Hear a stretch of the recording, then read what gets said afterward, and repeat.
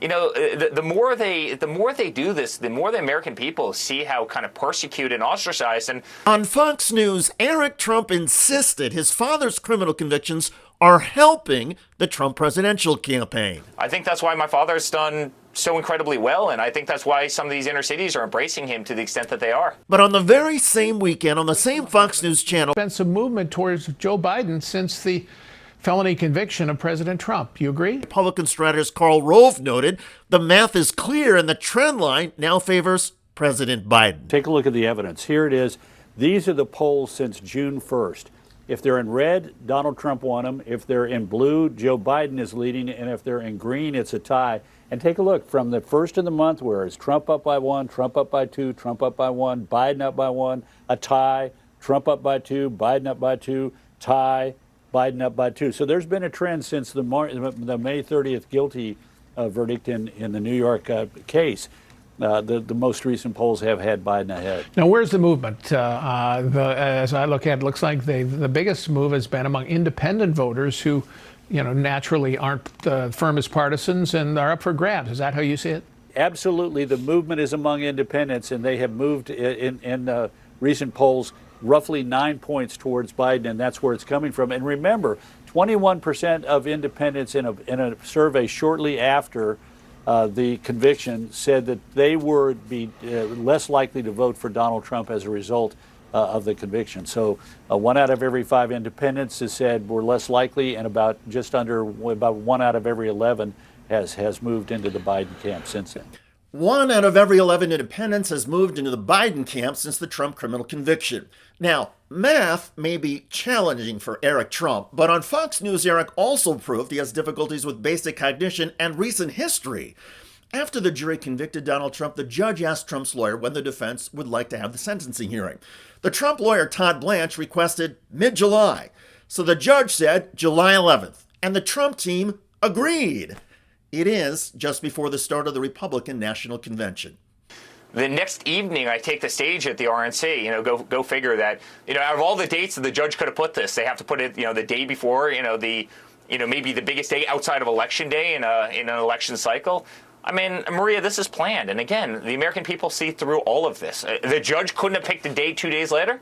He had to do it right before. Well, he could have picked it 2 days later, Eric, but your dad's defense team made the mid-July request and agreed with the date selected. And as for seeing through things, well, Eric, many Americans see right through your ignorance.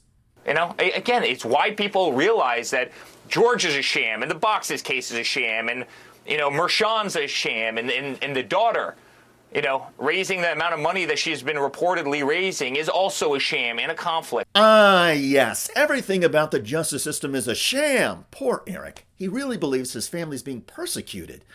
That theme and that whining were just on display on CNN with a Trump campaign spokeswoman. She spoke about the coming Trump-Biden debate and repeatedly attacked the CNN debate moderators.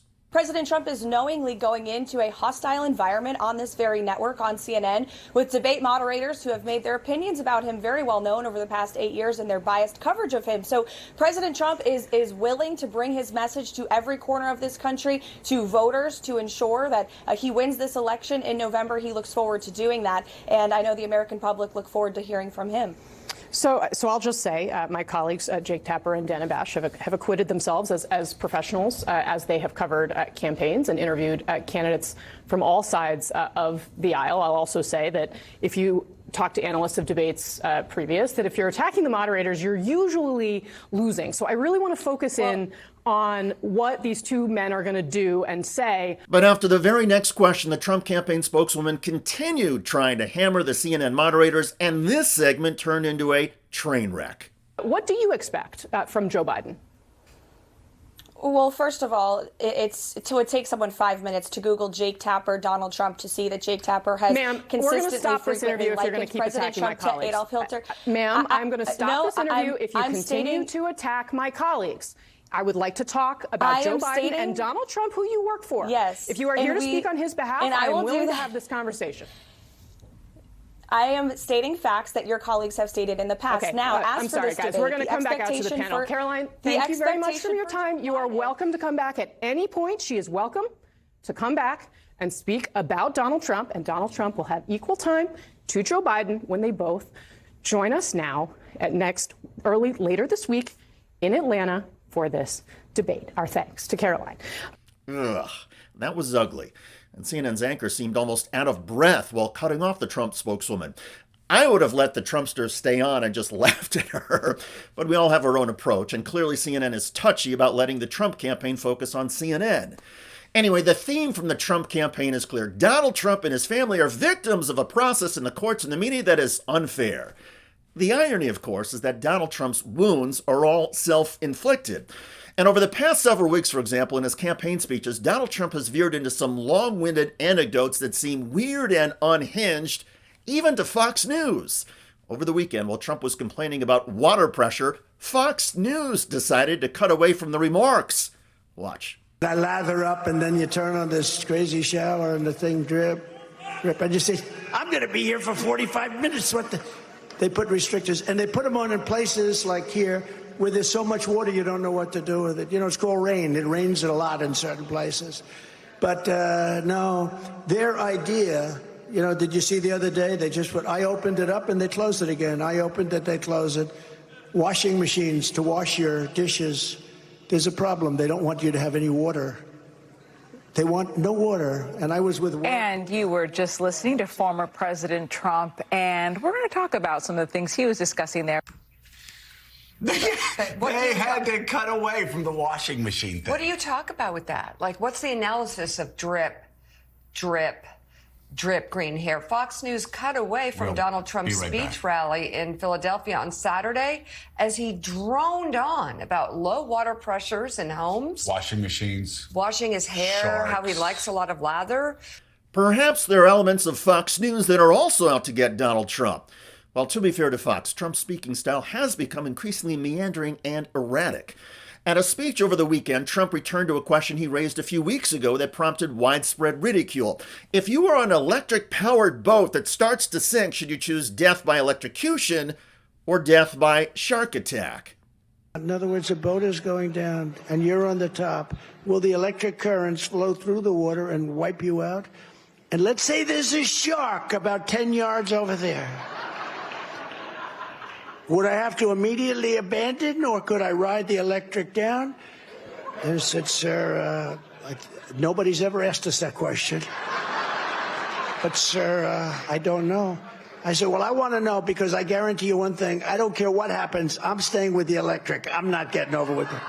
So I tell that story. It's, just fun.